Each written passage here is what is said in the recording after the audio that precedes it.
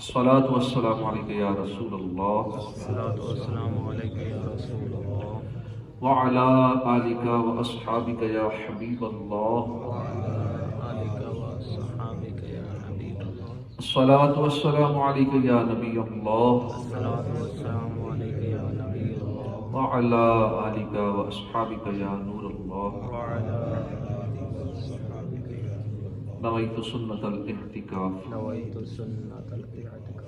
حضرت سیدنا فضالہ بن عبید رضی اللہ عنہ سے روایت ہے کہ سید المبلغین رحمۃ للعالمین صلی اللہ علیہ وآلہ وسلم مسجد میں تشریف فرما تھے کہ ایک آدمی آیا، اس نے نماز پڑھی اور پھر ان کلمات سے اس نے دعا مانگی، اللہم اغفر لی ورحمنی، یعنی اے اللہ مجھے بخش دے اور مجھ پر رحم فرما۔ رسول اللہ صلی اللہ علیہ وآلہ وسلم نے فرمایا،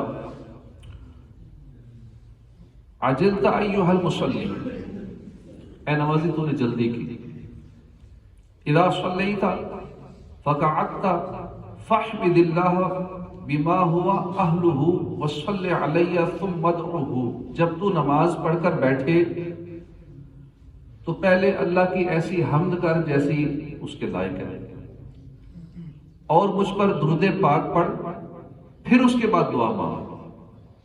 راوی کا بیان ہے کہ اس کے بعد ایک اور شخص نے نماز پڑھی، پھر فارغ ہو کر اللہ کی حمد بیان کی، حضور علیہ السلام پر درود پاک پڑھا، تو سرکار مدینہ صلی اللہ علیہ وسلم نے فرمایا، ایھا المصلی ادعو تجب، اے نمازی تو دعا مانگ، دعا قبول کی جائے گی۔ بیان کردہ روایت سے معلوم ہوا کہ اگر دعا مانگنے والا قبولیت کا طالب ہے، اور ہم دعا اس لیے مانگتے ہیں کہ قبول ہو جائے، سارے ہی قبولیت کے طالب ہوتے ہیں، اگر قبولیت کے طالب ہے تو چاہیے کہ دعا کے اول اور آخر پیارے آقا صلی اللہ علیہ وسلم پر درود پاک پڑھا کریں، اس سے دعا قبولیت کے زیادہ قریب ہوگی، انشاءاللہ دعا قبول ہوگی۔ صلو علی الحبیب صلی اللہ تعالی علی محمد صلی اللہ علیہ وسلم۔ قارون حضرت موسیٰ علیہ السلام کے چچا کا بیٹا تھا، اور آپ کے چچا کا نام یسہر تھا، یہ آپ کے چچا یسہر کا بیٹا تھا۔ اللہ نے بے پناہ دولت سے نوازا، حتیٰ کہ اس کے خزانوں کی صرف چابیاں 40 افراد اٹھاتے تھے، اور وہ بھی کمزور نہیں، طاقتور افراد جو عام مردوں سے زیادہ طاقتور تھے، جیسا کہ قرآن پاک میں اس کا ذکر ہے سورہ قصص میں، وَآتَيْنَاهُ مِنَ الْكُنُوزِ مَا إِنَّ مَفَاتِحَهُ لَتَنُوءُ بِالْعُصْبَةِ أُولِي الْقُوَّةِ، اور ہم نے اس کو اتنے خزانے دیے، ہم نے اس کو اتنے خزانے دیے جن کی کنجیاں ایک زور آور جماعت پر بھاری تھی۔ جب اللہ تبارک و تعالیٰ نے بنی اسرائیل پر زکوٰۃ کا حکم نازل فرمایا تو قارون حضرت موسیٰ علیہ السلام کے پاس آیا، اور آپ سے یہ اس نے طے کر دیا کہ 1000 دینار پر 1 دینار، 1000 درہم پر 1 درہم دے گا، جبکہ 1000 بکریوں پر 1 بکری، اور اسی طرح دیگر چیزوں میں سے بھی 1000واں حصہ اللہ کی راہ میں دے گا، یعنی زکوٰۃ کے طور پر دے گا۔ یہ طے کرنے کے بعد جب وہ گھر گیا، اس نے حساب کتاب لگایا، وہ تو بہت بڑی رقم بن جاتی ہے۔ جیسے آج کل سوچتے ہیں 2.5 ارب زکوٰۃ بن گئی میری، 2.5 ارب بن گئی، یہ نہیں دیکھ رہا کہ وہ بنی کس پہ، 2.5 کروڑ بن گئی، ارب تھا تو 2.5 کروڑ بنی، 2.5 1 لاکھ تھا تو 2.5 تھی نا اس کے ساتھ۔ تو اپنی زکوٰۃ والی رقم وہ دیکھتے ہیں جو اللہ نے دیا ہے، جس کی وجہ سے زکوٰۃ دینی پڑ رہی ہے، اس رقم پہ نظر نہیں ہے کہ 2.5 لاکھ دینی پڑ رہی ہے، تو 2.5 لاکھ بھی تب بنی جب اللہ نے 1 کروڑ دیا ہوا ہے۔ جب اس نے بھی گھر جا کے حساب لگایا تو اچھی خاصی رقم، کثیر رقم بن گئی۔ اب اتنا ڈھیر سارا مال دینے کی ہمت نہ کی، لہذا اس نے بنی اسرائیل کو جمع کیا۔ اب لوگوں کے پاس آج کل یہی ہتھیار ہوتا ہے، جہاں نہیں چل رہی عوام کو اکٹھا کرو، ایک کنولا بنا دو۔ عوام کو جمع کیا اس نے، موسیٰ علیہ السلام کے خلاف کرنا شروع کر دیا. آج کل لوگ پروپیگنڈے کرتے ہیں، جب کسی بندے کے خلاف کوئی ذاتی نا دشمنی ہو، بغض و کینہ ہو، کوئی ذاتی مسئلہ ہو، اب عوام کو بتانا شروع ہو کہ یہ ایسا ہے، یہ ایسا ہے، اس کے خلاف غیبتیں، چغلیاں، الزامات، تہمتیں، تاکہ لوگ اس کے خلاف ہو جائیں اور پھر میں اپنا مقصد پورا کروں. پھر عوام کو کل انام، عوام بھی جانوروں کی طرح جو جدھر لگائے وہ، ہم بھی بھیڑ چال چلتے ہیں، دیکھتے نہیں حقیقت کیا ہے، سنی سنائی باتوں پہ عمل کر کے کسی ایک کے پیچھے چل پڑتے ہیں اور اس کا مقصد کچھ اور ہوتا ہے. تو قارون نے بھی یہی طریقہ کیا، ساری قوم کو جمع کیا، موسیٰ علیہ السلام کے خلاف بھڑکایا، کہا کہ دیکھو موسیٰ تمہارا مال لینا چاہتے ہیں، تو تمہارا کیا خیال ہے، کیا کیا ہے؟ انہوں نے کہا تم ہمارے بڑے ہو، جو تم فیصلہ کرو، جو تم حکم کرو، ہم تمہارے ساتھ ہیں. قارون نے کہا کہ فلاں ایک عورت ہے، بیڈ کریکٹر، بد چلن عورت ہے، اس کو تیار کرو، اس کو مال کا لالچ دو، اس سے معاوضہ مقرر کرو اور موسیٰ علیہ السلام پر تہمت لگا دو. آج کل بھی لوگ اس طرح کے معاملات کرتے ہیں، بلیک میلنگ کرنے کے لیے بہت سارے طریقے کرتے ہیں، تہمت لگا دینا، پھر آج کل تو ویڈیو پروف کے ساتھ بھی سارا کچھ معاملہ کر لیتے ہیں، پھر بلیک میل کرتے رہتے ہیں. چنانچہ ایک عورت کو تیار کیا گیا تہمت لگانے کے لیے اور بنی اسرائیل کو جمع کیا گیا. قارون نے خود ہی سب کو جمع کیا. موسیٰ علیہ السلام کے پاس آیا، کہا کہ آئے ذرا آپ کچھ بیان تقریر کر دیں، ان کو واضح و نصیحت کرے، اللہ کی باتیں کریں. لوگ جمع ہیں، آپ کا انتظار کر رہے ہیں، آپ کو واضح و نصیحت فرمائیں. موسیٰ علیہ السلام تشریف لائے، بنی اسرائیل کو نصیحت کرتے ہوئے مختلف گناہوں کی سزائیں بیان فرمائیں. قارون کہنے لگا کیا یہ حکم سب کے لیے ہے جو آپ تقریر کر رہے ہیں، جو بیان کر رہے ہیں، سب کے لیے ہی؟ آپ نے فرمایا ہاں سب کے لیے. کہا کیا آپ ہوں، آپ کے لیے بھی یہی ہے؟ فرمایا ہاں میں ہی کیوں نہ ہوں. کہنے لگا بنی اسرائیل کا خیال ہے کہ آپ نے معاذ اللہ فلاں عورت کے ساتھ بدکاری کی. موسیٰ علیہ السلام نے فرمایا بلاؤ اس عورت کو. اس کو ادھر ہی موجود تھی عوام کے اندر ہی، وہ آئی. موسیٰ علیہ السلام نے فرمایا تجھے اس ذات کی قسم جس نے بنی اسرائیل کے لیے دریا پھاڑا، اس میں سے رستے بنا دیے اور توریت نازل کی، سچ بولو. پھر روب نبوت بھی ہوتا ہے نبی کا، تو اور ڈر گئے.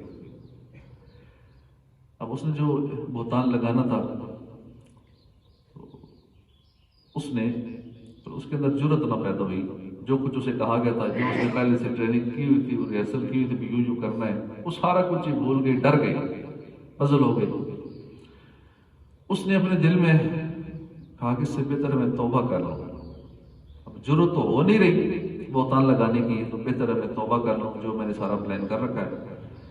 چنانچہ اس نے موسیٰ علیہ السلام سے عرض کی کہ اللہ کی قسم جو کچھ قارون مجھ سے کہلوانا چاہ رہا ہے وہ جھوٹ ہے. سچ تو یہ ہے کہ اس نے مجھے کثیر مال کا لالچ دیا ہے تاکہ میں آپ پر تہمت کروں. یہ سن کر موسیٰ علیہ السلام اپنے رب کے حضور روتے ہوئے سجدے میں گرے، عرض کرنے لگے یا رب اگر میں تیرا رسول ہوں تو میری خاطر اس قارون پر غضب نازل فرما.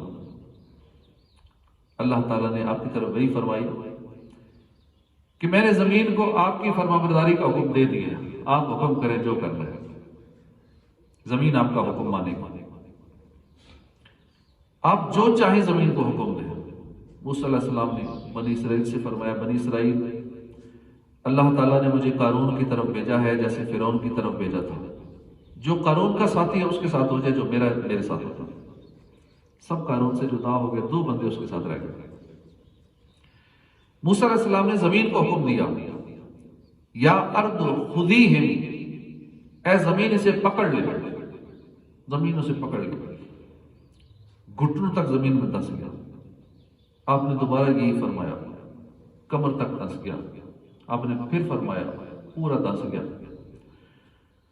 اب گڑ کر گڑگڑانے لگا، کہنے لگا کہ اب اللہ کی قسم رشتہ دار اور قرابت کے واسطے دے لگے، میں آپ کا کزن ہوں، میں آپ کے چچا کا بیٹا ہوں، واسطے دینے لگا. مگر آپ شدت جلال میں تھے، کس نے مجھ پہ الزام لگایا؟ بدکاری کا عورت کو تیار کیا میرے اوپر الزام لگانے کے لیے، وہ زمین میں دستہ چلا گیا یہاں تک زمین برابر ہو گئی۔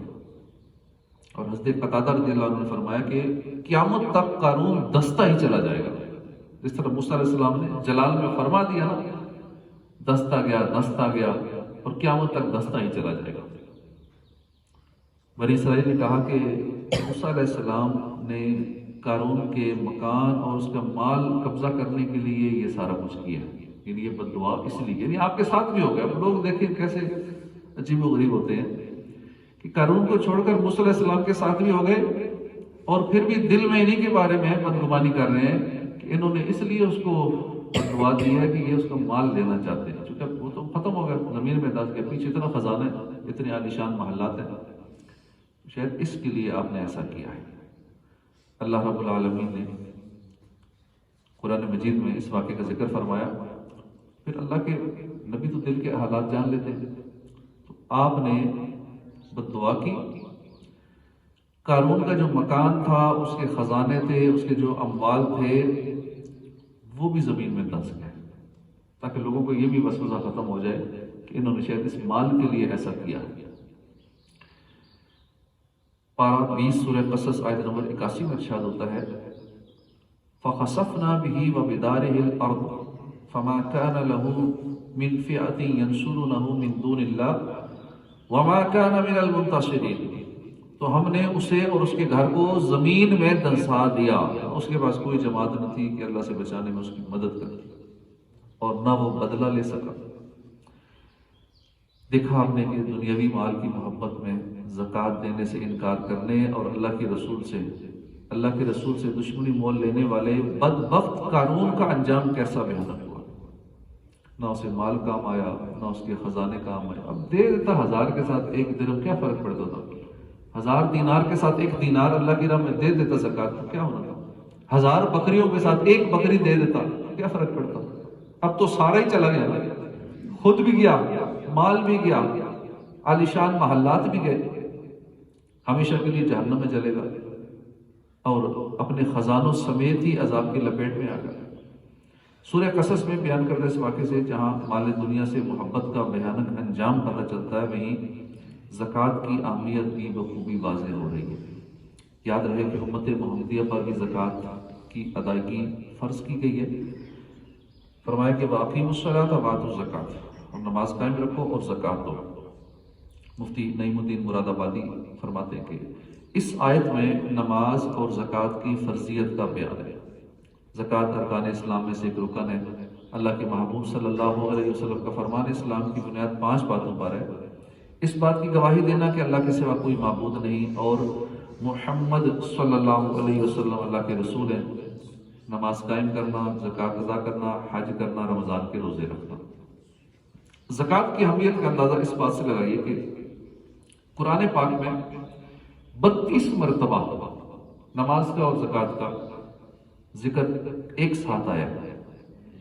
کوئی بھی ملک ہو، خواہ معاشی طور پہ کتنا ہی مضبوط کیوں نہ ہو، جسے ہم سمجھتے ہیں کہ یورپین کنٹریز بہت مضبوط ہے معاشی حوالے سے، امریکہ کے 50-55 ملک ہیں بڑے مضبوط ہیں، وہاں بھی آپ کو غریب اور بھوکے ملیں گے، وہاں بھی تنگ دست ملیں گے۔ ہر ملک میں، ہر امیر ملک کے اندر بھی ایسا طبقہ ضرور ہوتا ہے جو غریب ہوتا ہے، جو غربت و افلاس کا شکار ہوتا ہے۔ ہمارے ذہن میں کنسیپٹ ہوتا ہے کہ لندن میں سارے امیر ہوں گے، امریکہ کے نیو یارک میں سارے امیر ہوں گے، ایسا نہیں ہے۔ وہاں آپ جائیں تو آپ کو روڈوں میں بھکاری بھی ملیں گے، آپ کو گلی محلوں میں بھوکے افلاس والے بھی ملیں گے، تو یہ ہر جگہ ہوتے ہیں۔ ایسے لوگوں کی کفالت کی ذمہ داری اللہ نے صاحب حیثیت افراد کے سپرد کی ہے۔ چنانچہ اللہ نے مالداروں پر زکوٰۃ فرض کی تاکہ وہ اپنی زکوٰۃ کے ذریعے معاشرے کی کمزور اور نادار طبقے کی مدد کرے، اور دولت چند لوگوں کی مٹھی میں نہ رہے، یہ معاشرے کے اندر سوسائٹی میں سرکولیٹ کرتی رہے اور مفلوق الحال افراد تک بھی پہنچتی رہے، اور یوں معاشرے میں ایک بیلنس قائم رہے۔ یاد رہے کہ اگر اللہ چاہتا تو سب کو دولت مند بنا دیتا، کوئی غریب نہ ہوتا، لیکن اس کی مشیت ہی کچھ ایسی ہے، کسی کو غریب بنایا، کسی کو امیر بنایا۔ تو اس میں بھی اس کی حکمتیں ہیں تاکہ غریب کو اس کی غربت کے سبب آزمائے، کسی کو امیر بنایا تاکہ اس امیر کو اس کی دولت کی وجہ سے آزمائے، غریب کو غربت کی وجہ سے آزمائے، پتہ لگے کس کا ایمان مضبوط ہے۔ دنیا میں تو ہمیں چیک کیا جا رہا ہے، ہمیں جو بھی پوزیشن ہے، صحت مند ہوتے ہیں تو بھی ہم چیک ہو رہے ہیں کہ یہ صحت ہونے کی صورت میں کیا کرتا ہے، بیماری آتی ہے تو بھی ہمیں چیک کیا جا رہا ہے کہ یہ بیمار ہو کر کیا کرتا ہے، پیسہ آتا ہے تو بھی ہماری آزمائش ہے، جاتا ہے تو بھی آزمائش ہے، امیری میں بھی آزمائش ہے، غریبی میں بھی آزمائش ہے۔ اب اس آزمائش میں، اس امتحان میں پورا کون اترتا ہے؟ ہر حال میں اپنی ساری توجہ اللہ کی طرف کون رکھتا ہے؟ یہی امتحان کا وقت ہے۔ دنیا میں بھیجا اس لیے کہ تاکہ ہمیں ہماری جانچ ہو کہ تم میں کس کا عمل بہتر ہے۔ تو معلوم ہوا کہ دنیا دارالامتحان ہے۔ قرآن پاک میں ارشاد ہوتا ہے وَهُوَ الَّذِي جَعَلَكُمْ خَلَائِفَ الْأَرْضِ وَرَفَعَ بَعْضَكُمْ فَوْقَ بَعْضٍ دَرَجَاتٍ لِيَبْلُوَكُمْ فِي مَا آتَاكُمْ، اور وہی ہے جس نے زمین میں تمہیں نائب کیا اور تم میں ایک دوسرے پر درجوں بلندی دی کہ تمہیں آزمائے اس چیز میں جو تمہیں عطا کی، یعنی آزمائش میں ڈالے کہ تم نعمت اور جاہ و مال پا کر کیسے شکر گزار رہتے ہو۔ اللہ نے جاہ و جلال دیا، شہرت مل گئی، کوئی نعمتیں مل گئیں، مال مل گیا، اب ملنے کے بعد تم کتنا اللہ کا شکر ادا کرتے ہو، اس شکرانے میں تم کتنی اللہ کی عبادت کرتے ہو، یا تم اور بگڑ جاتے ہو، عیاشیوں میں پڑ جاتے ہو، اللہ کی نافرمانیوں میں پڑ جاتے ہو، اور ایک دوسرے کے ساتھ پھر تم سلوک کیسے کرتے ہو۔ تو معلوم ہوا کہ دنیا دارالامتحان ہے، آزمائش کا گھر ہے۔ ہمیں چاہیے کہ ہم ہر حکم خداوندی کو اپنے لیے سعادت سمجھتے ہوئے خوش دلی سے ادا کریں اور اپنی آخرت کے لیے اجر و ثواب کا ذخیرہ اکٹھا کریں۔ پھر زکوٰۃ تو ایسی عبادت ہے جس میں ہمارے لیے دنیا اور آخرت کے ڈھیروں فائدے ہیں اور فضائل ہیں۔ پہلی چیز زکوٰۃ جو ہے یہ تکمیل ایمان کے ذریعے ہے۔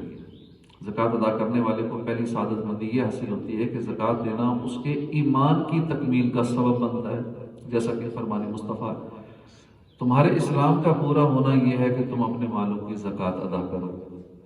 جو اللہ اور اس کے رسول پر ایمان رکھتا ہو اسے لازم ہے کہ اپنے مال کی زکوٰۃ ادا کرے۔ زکوٰۃ دینے والے کو دوسری سعادت جو ملتی ہے وہ یہ ہے کہ اس پر اللہ کی رحمت چھم چھم برستی ہے۔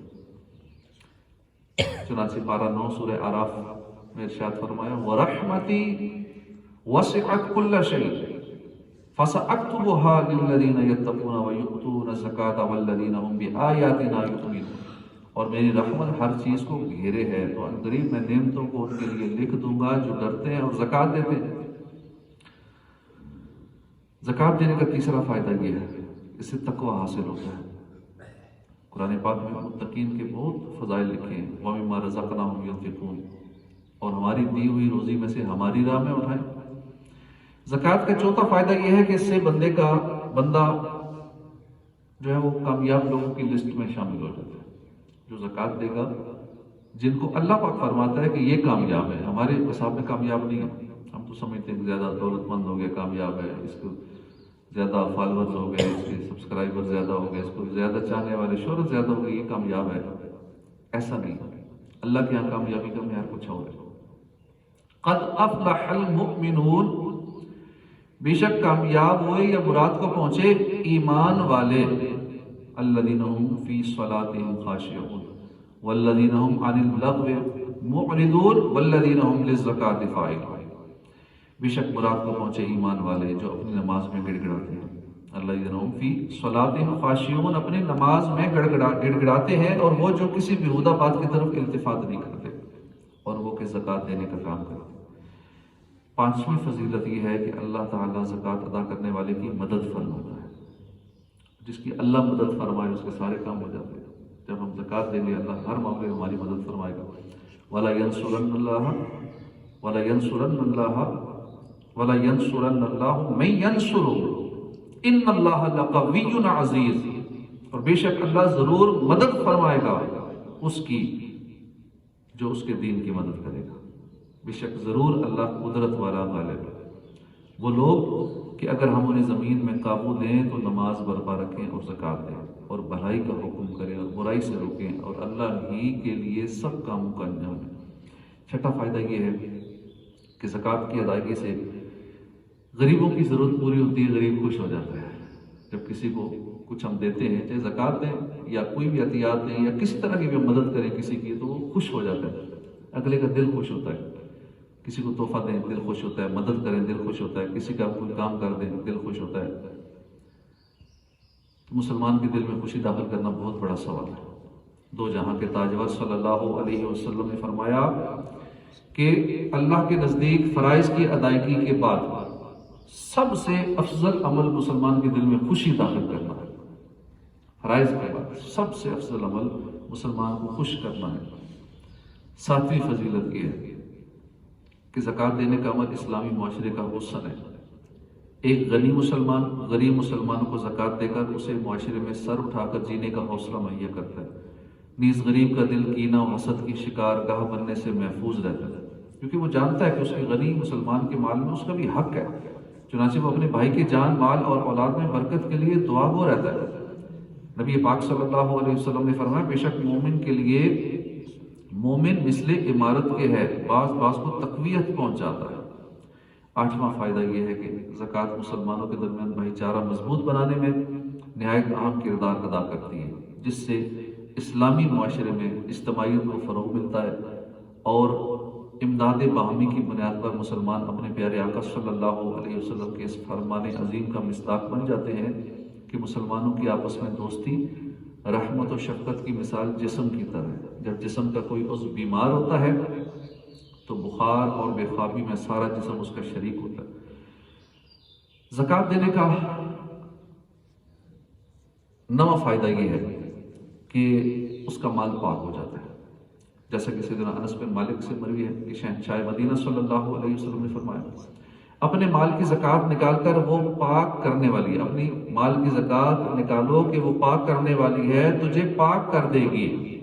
10واں فائدہ یہ ہے کہ زکوٰۃ نہ صرف مال کو پاکیزہ بناتی ہے بلکہ نفس کو بھی پاکیزگی بخشتی ہے، نفس کو لالچ جیسی بیماری سے شفا دیتی ہے۔ بخل، ایک لالچ بخل، یہ بیماریاں ہیں نا، تو زکوٰۃ دینے سے یہ بیماریاں ختم ہو جاتی ہیں، بندہ سخی ہو جاتا ہے، بخل نکل جاتا ہے۔ اگر کوئی چاہتا ہے نا کہ میں سخی بن جاؤں تو وہ مال اللہ کی راہ میں دینا شروع کر دے، یعنی جس کو دل نہیں کرتا نا اللہ کی راہ میں خرچ کرنے کا، زکوٰۃ دینے کا، دیگر صدقات دینے کا، نفلی صدقات دینے کا، اس کو چاہیے ضرور دے، کیونکہ اس کا علاج ہی یہی ہے، اس بیماری کا علاج دینا ہے، نہ دینے سے تو یہ بیماری اور بڑھے گی۔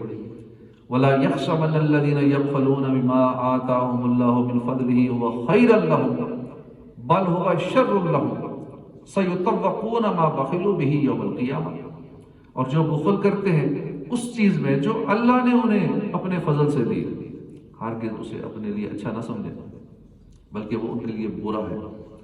ان قریب وہ جس میں بخل کیا تھا قیامت کے دن ان کے گلے کا طوق ہوگا۔ زکوٰۃ کا 11واں فائدہ یہ ہے کہ زکوٰۃ دینے والے کا مال کم نہیں ہوتا بلکہ دنیا و آخرت میں بڑھتا ہے، دنیا میں بھی بڑھتا ہے آخرت میں بھی بڑھتا ہے۔ بس اس بات پہ ہمارا یقین پکا نہیں ہو رہا، جس وجہ سے یہ سارے معاملات چل رہے ہیں کہ جب بھی اللہ کی راہ میں مانگا جاتا ہے تو دینے والے بہت تھوڑے ہوتے ہیں، جب بھی زکوٰۃ کی بات ہوتی ہے دینے والے تھوڑے ہوتے ہیں، مسجد میں دینے کی بات ہوتی ہے دینے والے کم ہوتے ہیں۔ وجہ یہ ہوتی ہے کہ سمجھتے ہیں کم ہو جائے گا یا تھوڑا ہے، دے دیا پہلے ہی تھوڑا ہے کم ہو جائے گا۔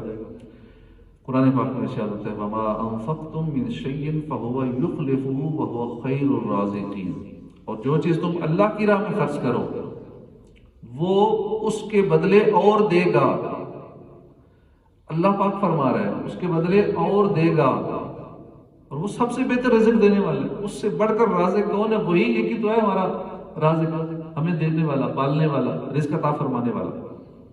ایک اور مقام پر فرمایا مثل الذین ينفقون اموالهم فی سبیل اللہ کمثل حبۃ انبتت سبع سنابل فی کل سنبلۃ مئۃ حبۃ واللہ یضاعف لمن یشاء واللہ واسع علیم۔